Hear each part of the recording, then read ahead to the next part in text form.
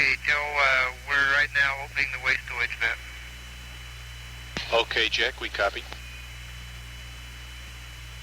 Okay, Houston, we're charging battery B. Roger 13, we see it, looks good.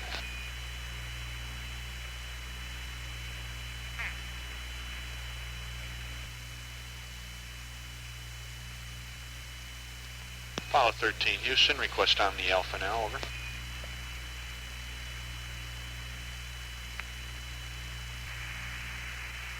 This is Apollo Control at 4 hours 37 minutes. We're now about 3 minutes away from the scheduled LOX dump, the propulsive vent of liquid oxygen through the engine nozzle of the S4B. The Saturn instrument unit will command this maneuver, will command the LOX dump, and the LOX will flow out the engine bell for 48 seconds or until the tank is empty, whichever comes first.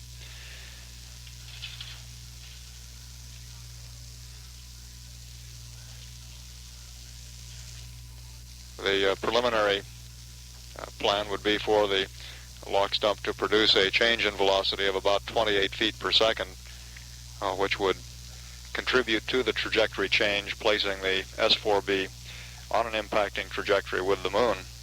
Subsequent mid-course corrections using the two 70-pound thrust auxiliary propulsion system units on the S4B would be intended to correct this trajectory and bring it into the precisely pre-planned limits.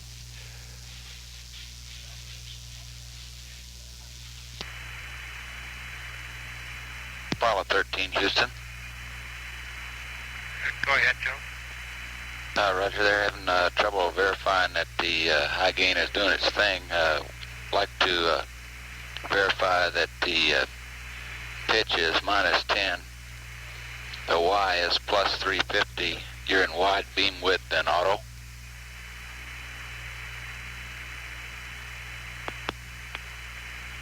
Okay, -10 pitch, +350 yaw, and wide beam width and going into auto. You want high gain, John? That's perm. Okay. Here, coming at you.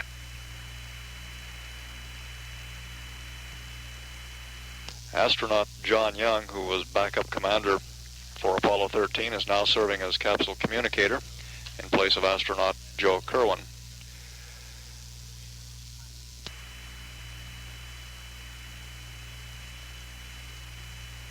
This is Apollo Control. The Ken Mattingly press conference is scheduled to begin shortly in the MSC News Center auditorium. During the press conference, we will tape any conversation with the spacecraft and play that back immediately following the press conference. At 4 hours 45 minutes, this is Mission Control, Houston.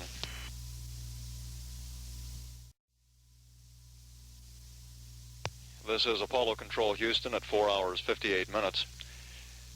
During the press conference, the liquid oxygen propulsive vent from the S4B was completed successfully. We also had an exchange with the crew during which Jack Swigert and Fred Hayes reported noticing what appeared to be contrails coming from the S4B. We advised them that this was a normal occurrence during the propulsive vent from the S4B. The plan was to dump the liquid oxygen for a total of 48 seconds or until the tank went dry. As it turned out, the tank did not go dry at the end of 48 seconds, and the instrument unit, as planned, shut the vent off. This meant then that we continued to get non-propulsive venting, which produced the apparent contrails viewed by the crew. We have a scheduled mid-course correction opportunity for the S4B at 6 hours. It is expected that this mid-course correction will be required, and we also have an opportunity at 9 hours for an additional mid-course correction on the S4B to assure that it is on a trajectory which will impact the moon at the desired point. We'll play back for you now the taped conversations with the crew, and then continue to stand by for any live communications with the spacecraft.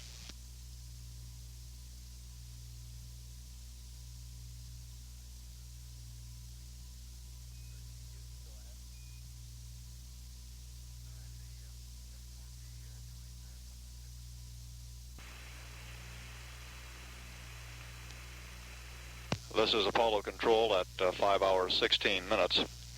This is a relatively quiet period in the flight plan, and we'd like to take this opportunity to replay a tape recording of remarks made today by Vice President Spiro Agnew and West German Chancellor Willy Brandt at the Kennedy Launch Control Center following today's liftoff. A communications failure at the Cape prevented a release of a large part of these remarks during the time they were delivered. We understand the total tape is about 10 minutes in duration. We'll play that for you now.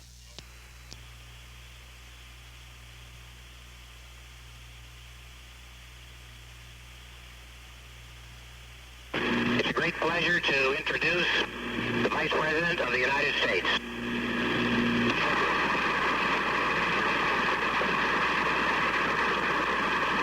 Thank you. Thank you very much.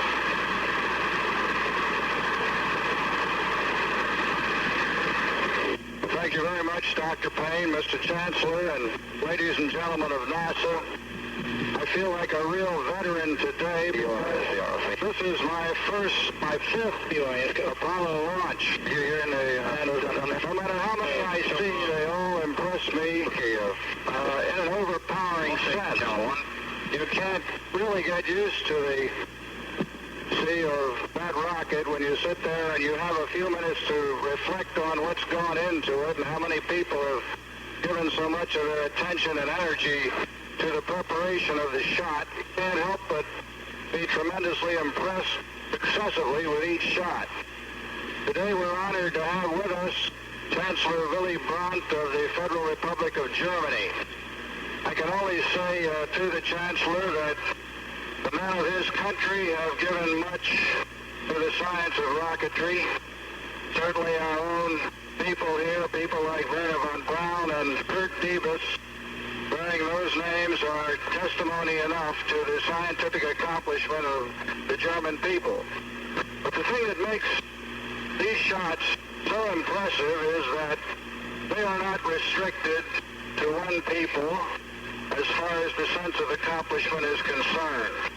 I've had nearly everyone I've talked to connected with the NASA program point out repetitively that it's more important to them that the people who are doing these things, that the men who are executing the design that has been conceived and nurtured by so many people here in the NASA program that have never set foot inside a capsule. These people have really brought the program into being.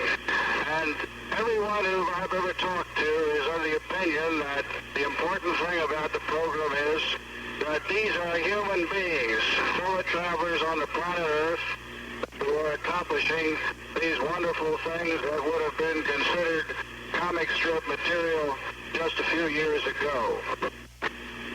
Obviously, what's taken place in the way of accomplishment depends upon the caliber and the devotion of the people in the NASA program, thousands of people such as yourselves who have such serious responsibilities in a technological and scientific sense, who must put out the product that makes these flights possible. And to you, on behalf of the President and of course myself and all of our people in Washington, I extend our very sincere congratulations for another successful mission. I'm delighted that I've been privileged as Chairman of the Space Council to participate vicariously in your accomplishments. I want to say that I'm very fortunate to have in Bill Anders, a former astronaut, as the Executive Director of the Space Council, a person who keeps me very well abreast on what's going on. As we move to the future, we must consider the awe-inspiring task of sorting out our national priorities. But one thing is certain, a program which has been as successful, as efficient, as economical as this program has been must be carried forward. And the spillover in usable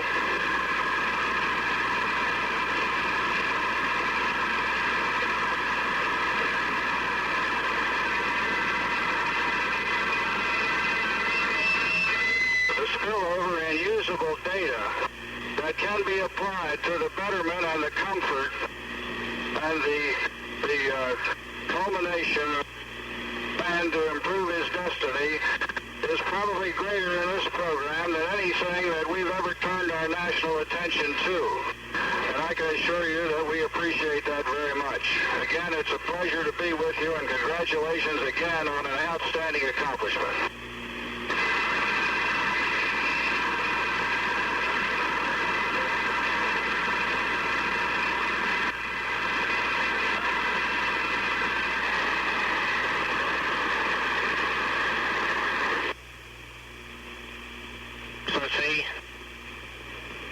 Of West Germany.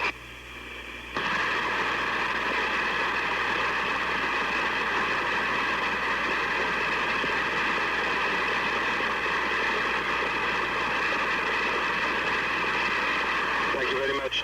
Mr. President, I just wanted to say that I feel honored and deeply grateful to have been invited to the launching of Apollo 13 and to have this opportunity not only to extend my personal good wishes for a successful journey to the astronauts, but also to congratulate all those of you, those who are here and many others in this great country who have prepared and are actively involved in this project. This is already the 5th time that men are about to leave. I have left, as a matter of fact, for the moon, but it is for that no less daring an undertaking and no less exciting for anyone who had the privilege of watching it. In Germany, and I'm sure in all of Europe, people will follow this trip with the same keen interest and the same emotions as everybody in the United States. You here, gentlemen, together with all your colleagues, indeed are going in peace for all mankind. And on behalf of all my countrymen, I wish that this not only will be a successful trip and a safe return, but further progress for mankind. Thank you very much.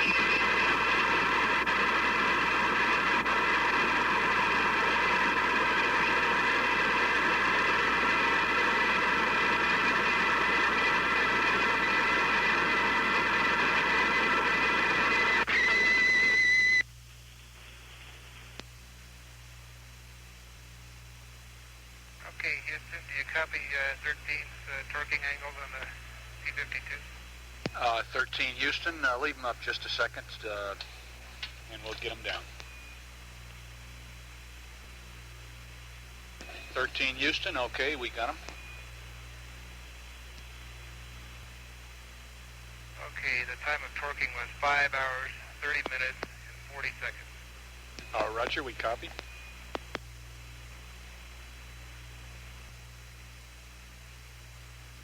Hello, Houston, Apollo 13. 13 Houston, go ahead. Okay, I just got all hooked up again at my comm system here, and I just wanted to check out. I've got my suit stowed, and a few other odds and ends done, and I'm back in business again. Okay, good deal. We're kind of hanging loose down here. I've got a liftoff plus 15 pad. There's no hurry to read it up, so let us know when you're ready. Okay.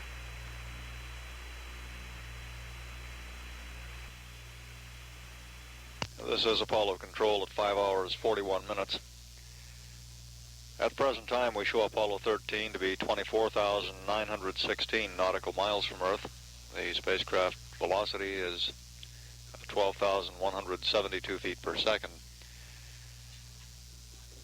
The booster engineer here in Mission Control is currently The pad?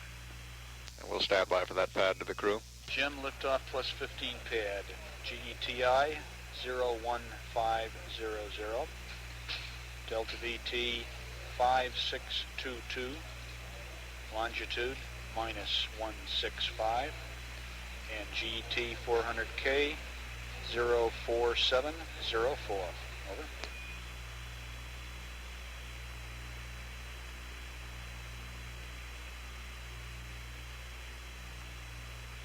Okay, Houston, liftoff plus 15, GETI 01500, 5622, minus 165, 04704, is that correct? That's right, Jim.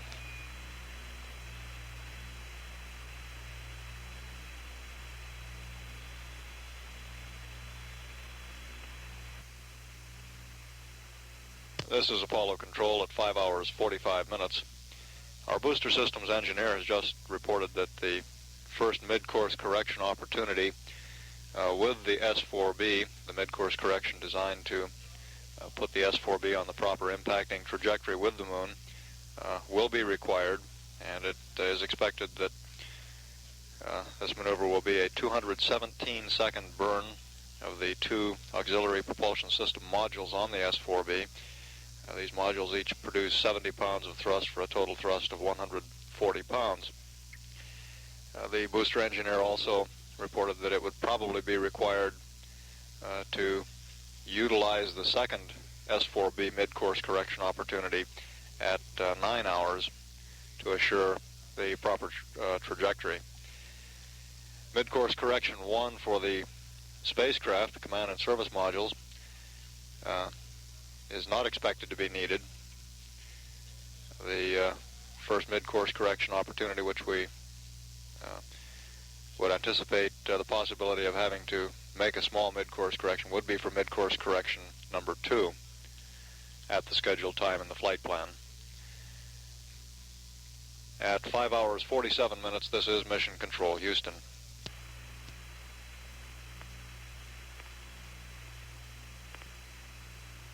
Apollo 13, Houston. Go ahead. Raj, we'd like to have the attitude set switch back to GDC if you're finished with your align. It gives GNC down here a telemetry problem. Yeah, okay. Thank you.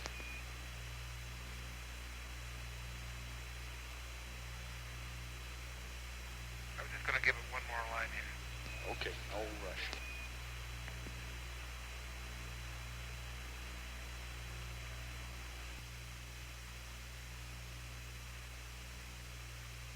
This is Apollo Control at 5 hours 59 minutes.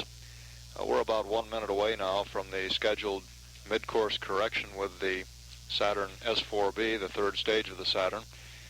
This mid-course correction will utilize the auxiliary propulsion units on the Saturn third stage, each producing 70 pounds of thrust for a total thrust of 140 pounds. The maneuver will be commanded by the Saturn instrument unit. It is scheduled to have a total delta velocity, a change in velocity, of about 29.7 feet per second. The burn duration planned for 217 seconds. This maneuver is targeted to impact the S4B on the lunar surface at longitude and latitude of about 3 degrees south, 30 degrees west. And our booster engineer reports that the mid-course burn has been initiated at this time.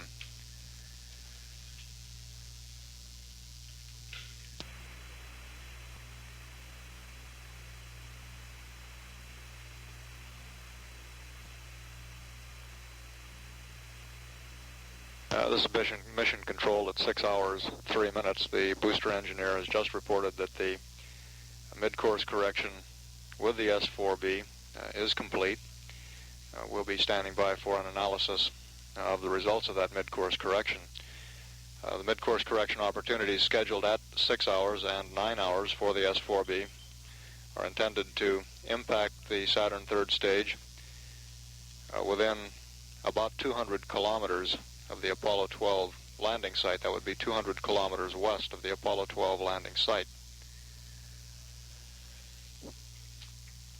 At the present time in Mission Control, we're in the process of changing shifts. Flight Director Jerry Griffin is coming on to replace Flight Director Milton Windler. We expect that the change of shift briefing will occur at about 8 p.m. Central Standard Time in the News Center auditorium. At 6 hours 5 minutes, this is Mission Control, Houston.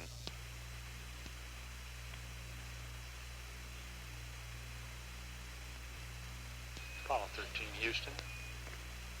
Go ahead, Houston. Raj, would you please verify or tell us what S-band antenna configuration you're in, please? Okay, stand by.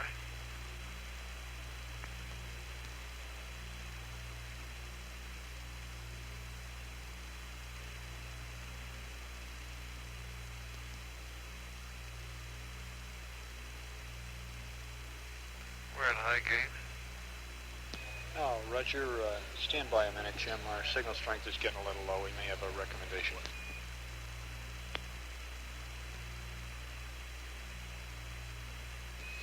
13 Houston, are you in manual or auto on the high gain? Stand by.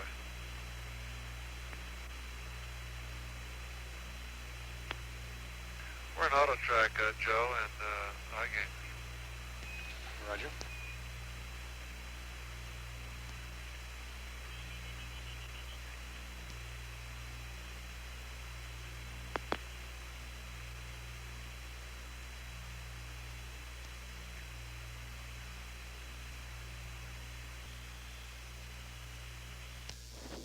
This is Apollo Control. It's 6 hours, 17 minutes into the mission. The change of shift news briefing time has been advanced. We're anticipating the change of shift news briefing to begin in approximately 10 minutes. Approximately 10 minutes in the News Center briefing room.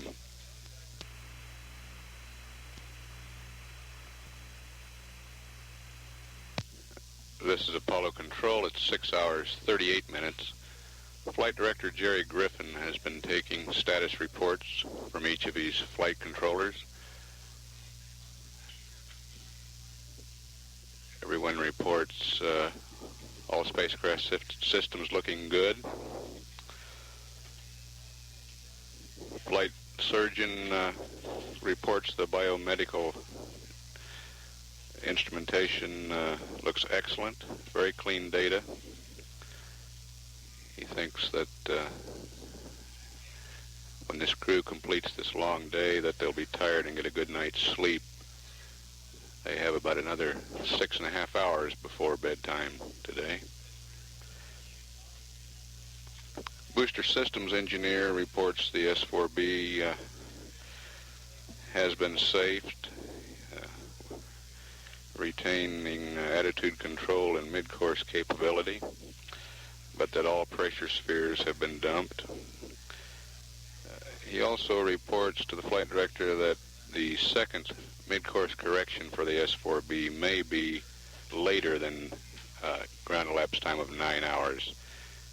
He wants to get a good tracking vector to use for this final maneuver, and he's not quite sure whether he'll do the maneuver at 9 hours or a little bit later after he refines his tracking data.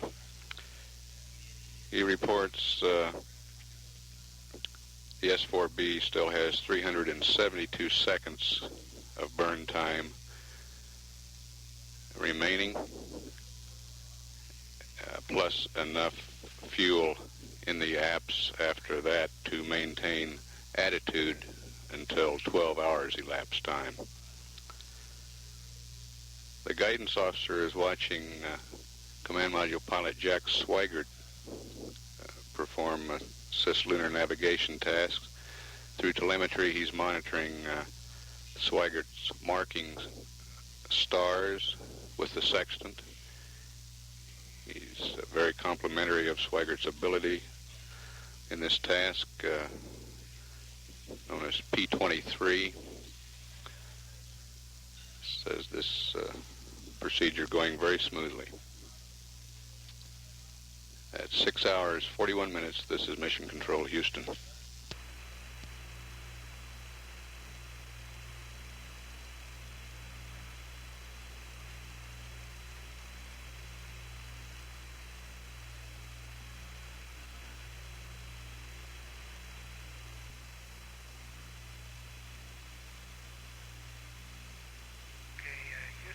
you copy 13.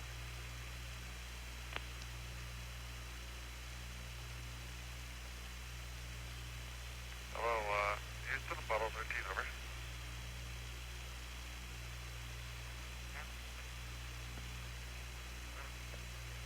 13 Houston, go ahead.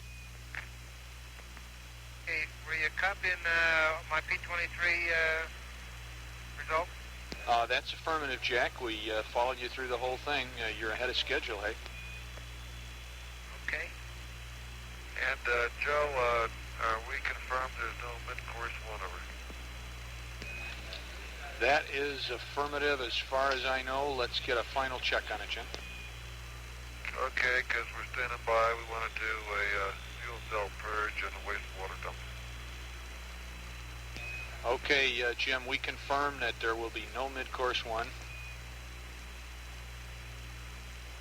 Okay, sounds good.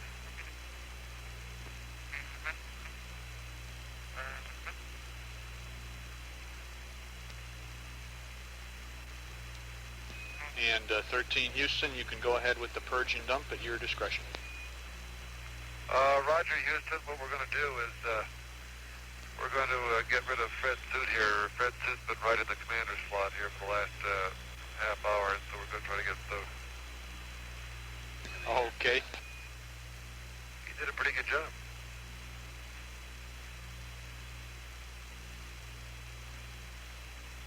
Oh.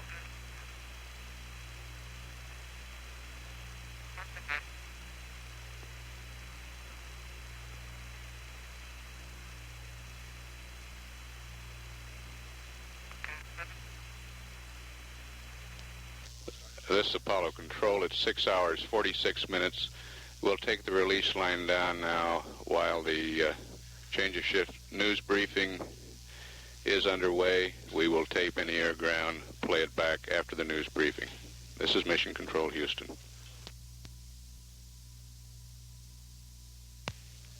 This is Apollo Control at 6 hours, 59 minutes. During the news conference, the air-ground conversation totaled 35 seconds. We have the tape of that now.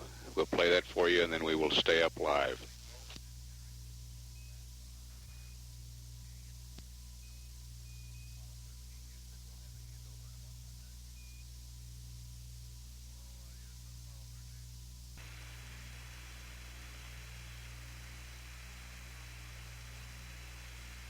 This is Apollo Control. It's 7 hours, 9 minutes. Astronaut Vance Brand has just relieved astronaut Joe Kerwin at the Capcom console. Okay, Houston, the fuel cell purge and wastewater dump are complete. Roger, Apollo 13. And this is your relief Capcom shift on now. Well, good evening, Vance. Well, you sure made it back fast. Yeah, you guys had a beautiful launch there. Really nice.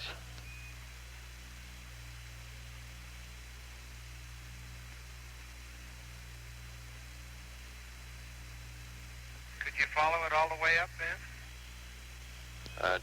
No, I didn't see staging. It was too hazy for that, but we could see it for a few miles anyway.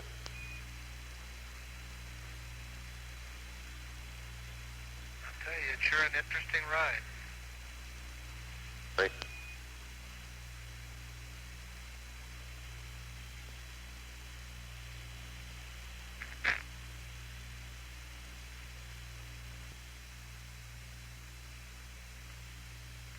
Houston, Apollo 13. Raj, go ahead, Jim. Roger, we're at that stage now where we're going to take some Earth weather photography. If you're standing by, I have the camera aimed at the Earth right now, and I'll give you a mark when I take this first picture. Roger, we copy, Jim. We'll be standing by for the mark.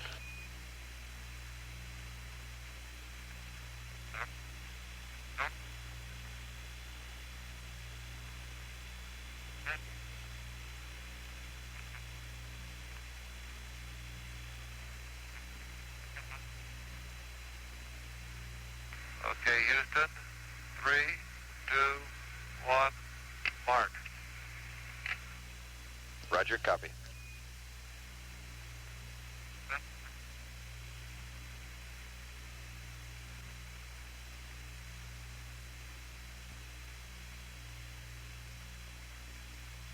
And Apollo 13, Houston, over.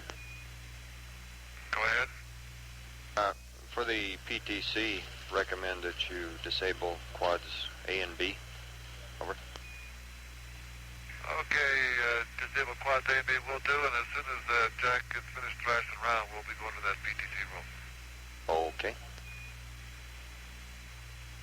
Okay?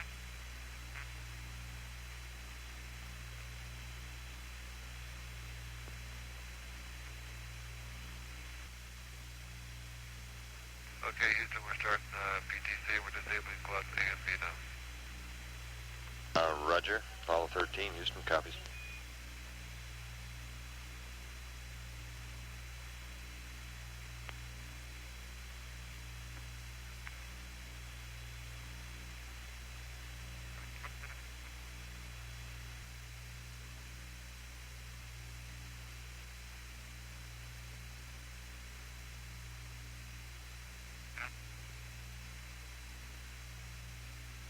Apollo 13, Houston, over. Go ahead. Jim would like to verify that the high gain is secured, that the S-band antenna is on Omni, and Omni B should be the right antenna. Over. Okay, you want the high gain secured, and you want the Omni on Omni Charlie, or Baker? That's affirmed. And this will be maintained in the PTC. Okay.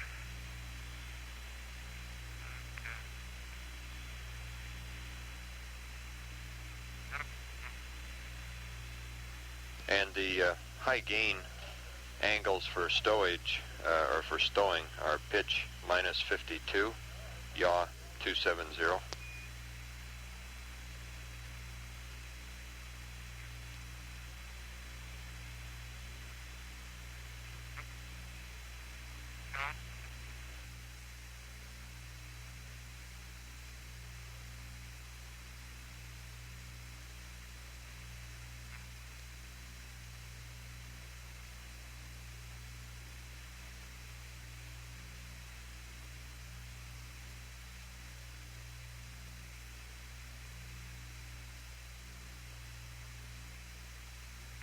Houston, Apollo 13. Roger, go ahead. Stand by for another Earth weather picture. I'll give you a mark. Okay, standing by, Jim.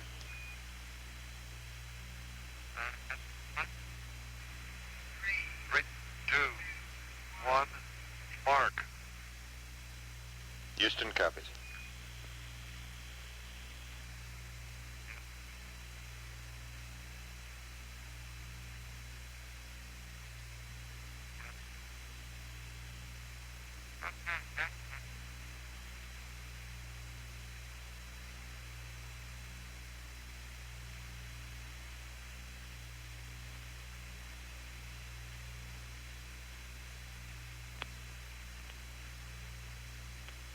Apollo 13, Houston. Go ahead, Houston. Houston here. Your rates look very stable. Looks like your rates are damped out completely here. As far as we can see, it'd be all right to start the PTC. Okay, we'll give it a try.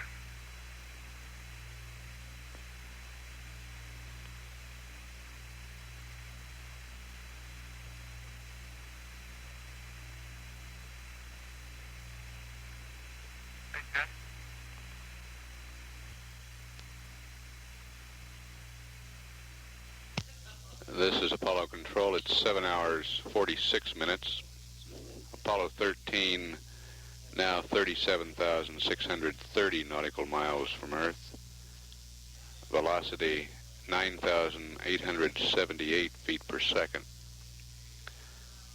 Apollo 13 taking Earth weather photography, photographing the Earth one frame every 20 minutes for 3 hours. Jim Lovell has taken 2 photographs so far.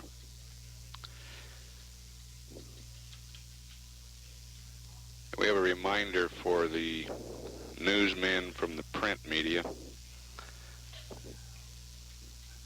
There will be a meeting at 9:30 a.m. tomorrow, Sunday, in the News Center briefing room.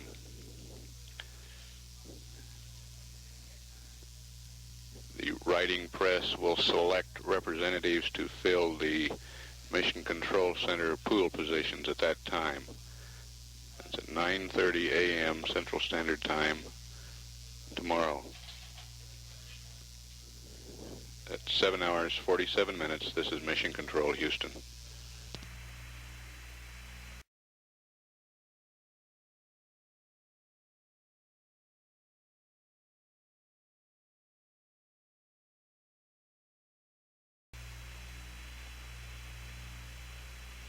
Oh, Houston, this 13, how do you read?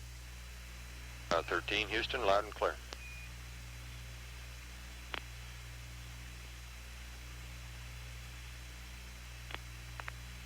Houston's reading loud and clear. How do you read?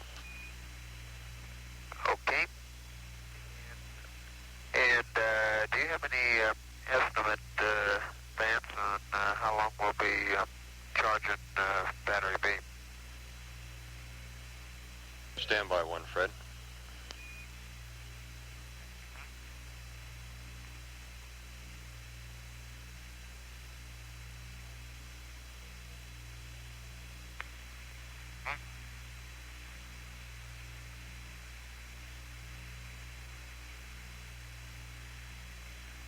Apollo 13, Houston. Go ahead. We'll be charging for 4.5 to 5 hours yet, Jim. Roger.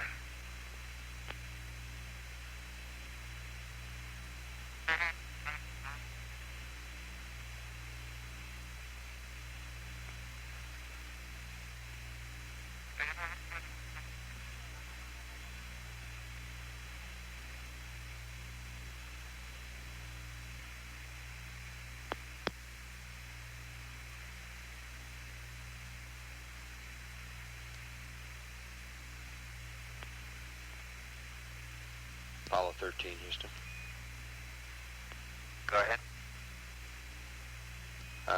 Fred, recommend that when your window comes around facing the Earth again that you catch another one of those pictures, and at the same time you should probably start PTC again.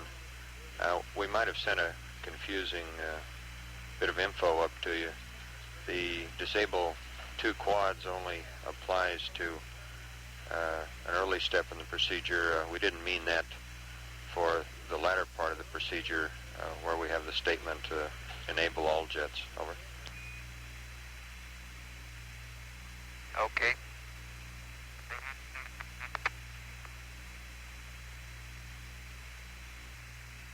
Houston, Apollo 13. Apollo 13, Houston, go ahead. Vance Brand said that you had some more information about PTC and a different way of establishing it or something, huh? Raj, referring to the procedure on G8-2, if you have that open, I'll tell you what we had to give you. Okay, go ahead, man. Okay. On checklist G8-2, under step 5, there's a statement, disable all jets on 2 adjacent quads. And that's what we were referring to when we called up saying disable quads A and B.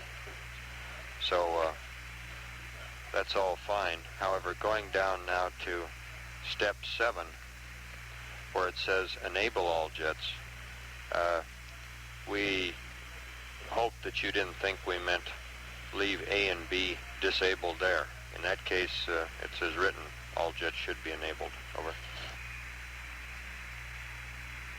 Okay, our checklist has all jets scratched out, and it says enable couples on all axes. So what we'll do is we'll reestablish this thing, and come down to that step 7 and will enable all jets. That means enable quads A and B. Is that right? That's affirm. You'll have A, B, C, and D enabled for step 7. Okay, real fine. We'll start on more. Okay, understand you're going to reestablish it.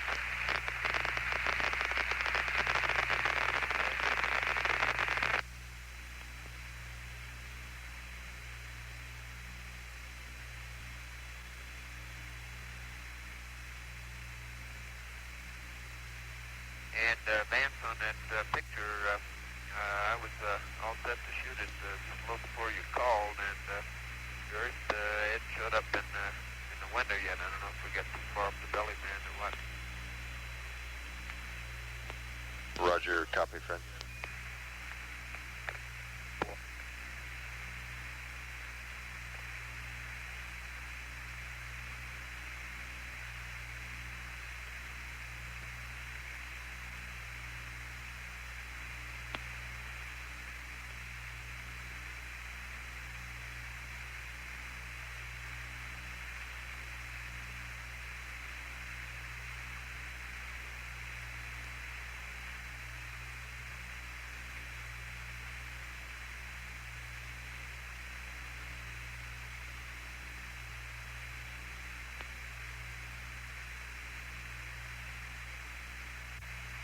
Apollo 13, Houston.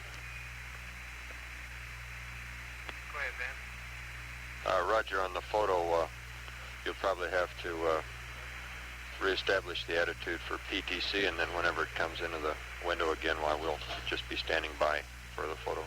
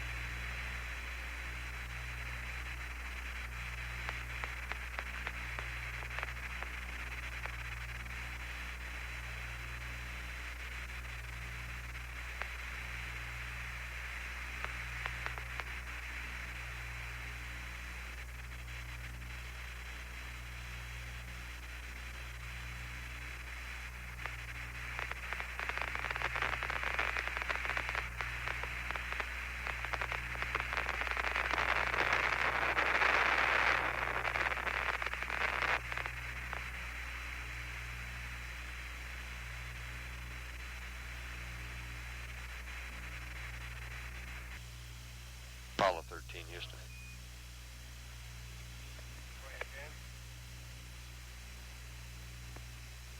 Roger, you're coming in a little weak. Have a recommended roll rate for this PTC, if you could copy. Go ahead. Okay, recommend that you put in R1 the following: 03750, and that should give you exactly a rate of 0.3 degrees per second. Over. Okay, 03750. Plus or minus our choice?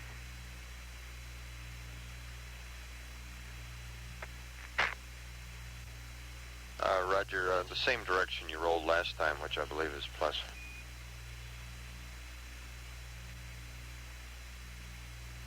Okay.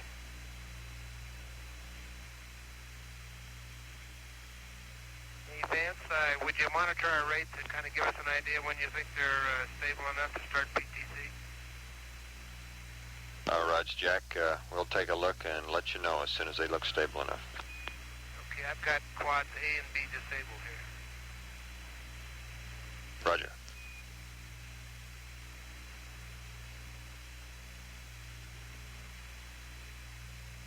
Have they come up with an idea of how much fuel I used on the docking and also the P-23 session at 5 hours or 6 hours?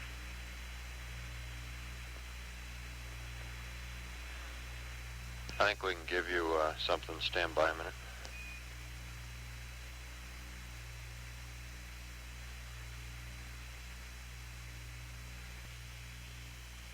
Apollo 13, Houston. Go ahead. Okay, it's looking good so far as RCS consumables are concerned, Jack. You're standing about 20 pounds above the curve right now. Looking at the TD&E, you expended 65 pounds, or stand by, 55 pounds, correction on that, and 14 pounds on P-23s. You used a little more out of Quad A than out of the others. Okay, thanks, man. Roger. Hey, could you say again the TD&E fuel?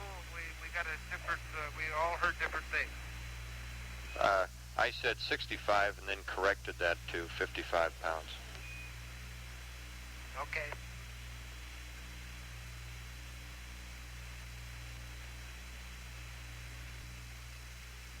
Apollo 13, Houston. Go ahead, Houston. Okay, Jim, your rates look good. It's okay to start the roll again if you'd like. Inward.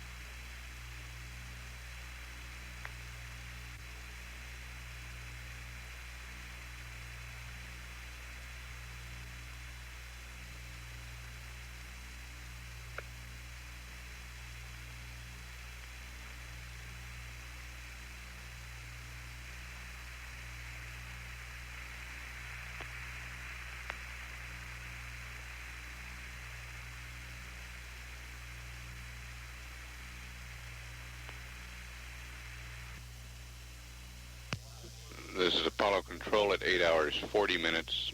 Apollo 13's altitude now 42,464 nautical miles from Earth. Velocity 9,210 feet per second. Hello, Houston, Apollo 13. Apollo 13, go ahead. Okay, ready for a little count here, Vance, and I'll shoot another picture we found the Earth again.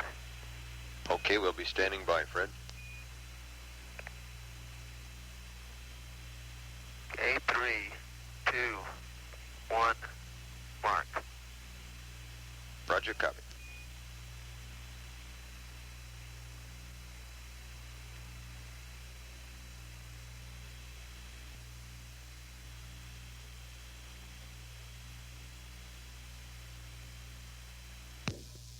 This is Apollo Control at 8 hours 51 minutes.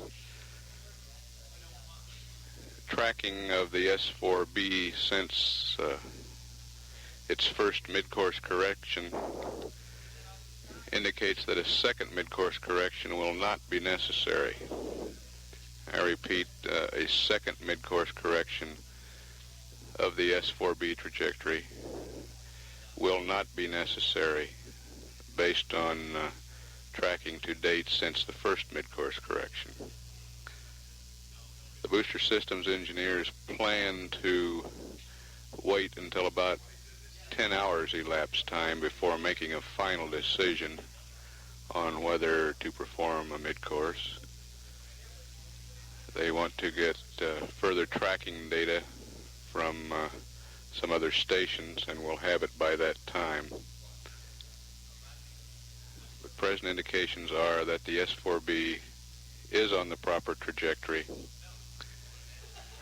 to impact the moon at the planned impact point,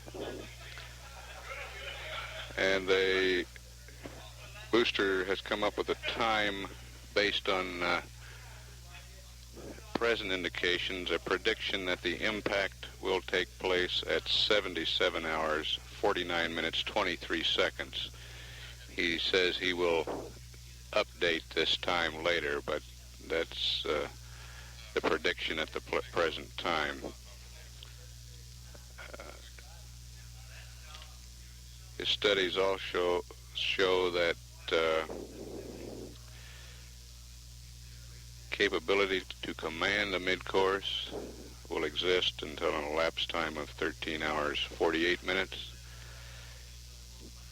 Capability to command attitude control will exist to the same elapsed time, 13 hours 48 minutes. And we at present have capability to track the S4B until an elapsed time of 84 hours 42 minutes, which is well past the predicted impact time.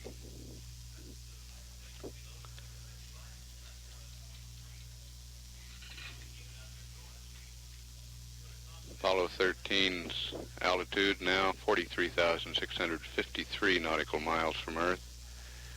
Velocity 9,069 feet per second.